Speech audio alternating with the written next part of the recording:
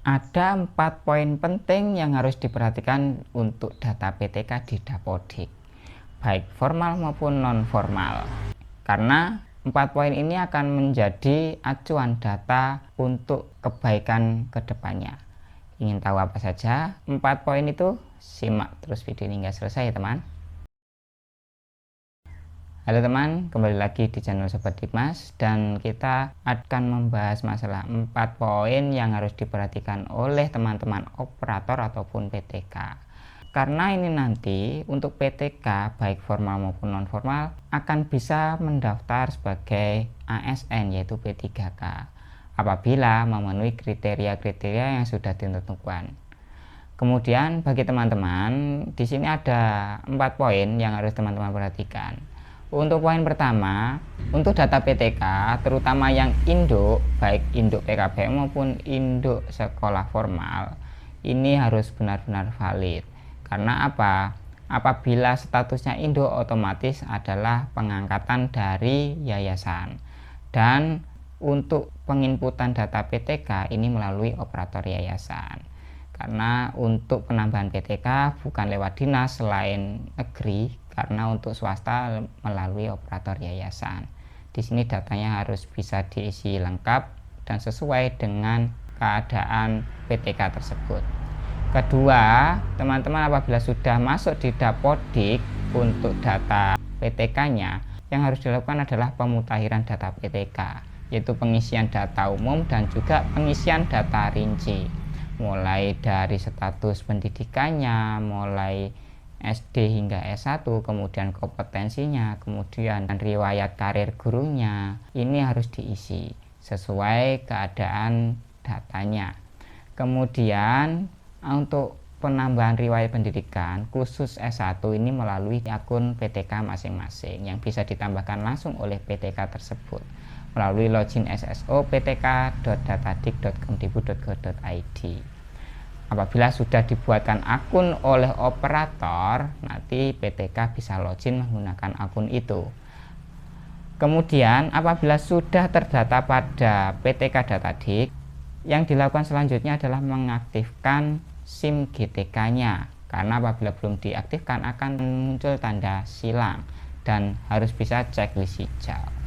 Ini adalah poin yang ketiga. Setelah data PTK tersebut sudah terdaftar pada SIM GTK, bisa lanjut untuk login pada info GTK. Info GTK di sini bisa login langsung melalui SSO PTK Datadik ataupun alamat info GTK-nya menggunakan akun SSO PTK tersebut yang sudah dibuatkan oleh operator Dapodik sebelumnya. Nah, di sini bagi teman-teman yang tidak bisa login info GTK itu karena belum diaktifasi akun atau verifikasi. Kemudian apabila sudah verifikasi kemudian tidak bisa login ke info GTK, terdeteksi username dan password salah terus menerus, bisa dilakukan reset passwordnya melalui manajemen sekolah.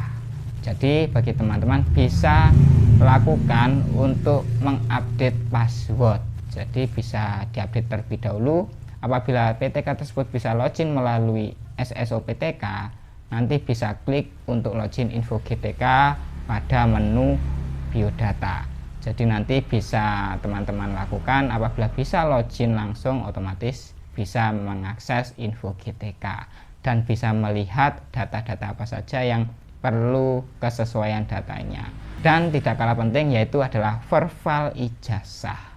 Dan verbal ijazah ini bisa dilakukan secara API atau secara otomatis oleh sistem, atau bisa secara manual untuk perbaikan data apabila ada ketidaksesuaian data. Jadi akses masing-masing PTK bisa memperbaiki data melalui verbal ijazahnya apabila tidak sesuai, dan apabila data di Dapodiknya tidak sesuai bisa konfirmasi ke operator Dapodiknya untuk perbaikan datanya dan bisa dimutakhirkan. Kemudian poin keempat, teman-teman PTK yang ada di non formal apakah bisa mendapatkan NUPTK? Jawabannya bisa. Bisa diajukan oleh operator sekolah dan nanti akan diverifikasi oleh operator yayasan dan akan divalidasi oleh operator dinas untuk pengajuan NUPTK minimalnya sudah terdata di Dapodik adalah 2 tahun dan 3 tahun berjalan.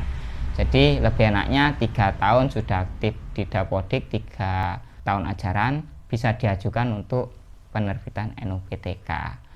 Apabila syarat-syarat ini sudah terlampaui, PTK tersebut nantinya akan bisa mendaftar ASN apabila dibuka formasi pada setiap kabupaten kota masing-masing. Karena persyaratan untuk menjadi ASN sudah lengkap dan untuk P3K pun juga sudah by Dapodik.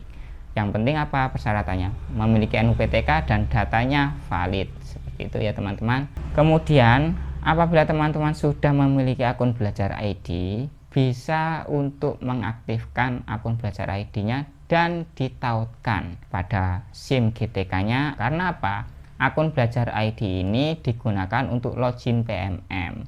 Dan PMM apabila teman-teman mengikuti pelatihan dan memiliki sertifikat dari pelatihan-pelatihan yang ada, maka data-data itu akan tersinkron ke SIM GTK, yang mana nanti akan mendapatkan undangan untuk PPG ataupun yang lainnya. Jadi riwayat kompetensi dari masing-masing PTK akan terekam semuanya pada SIM GTK.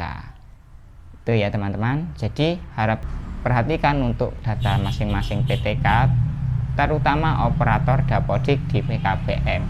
Dan yang statusnya non-induk juga harus diperhatikan. Jangan sampai saat memasangkan jadwal pembelajaran tidak sesuai dengan linearitas atau kompetensi dari PTK tersebut, karena akan berpengaruh pada jam yang tertera pada info GTK.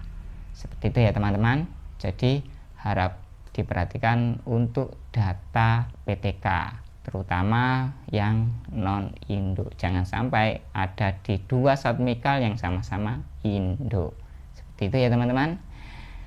Oke, apabila ada pertanyaan terkait data PTK bisa tanya pada kolom komentar, terutama untuk operator yang ada di pendidikan non formal yaitu PKBM dan SKB. Terima kasih sudah menonton dan kita pastinya akan bertemu kembali pada video selanjutnya.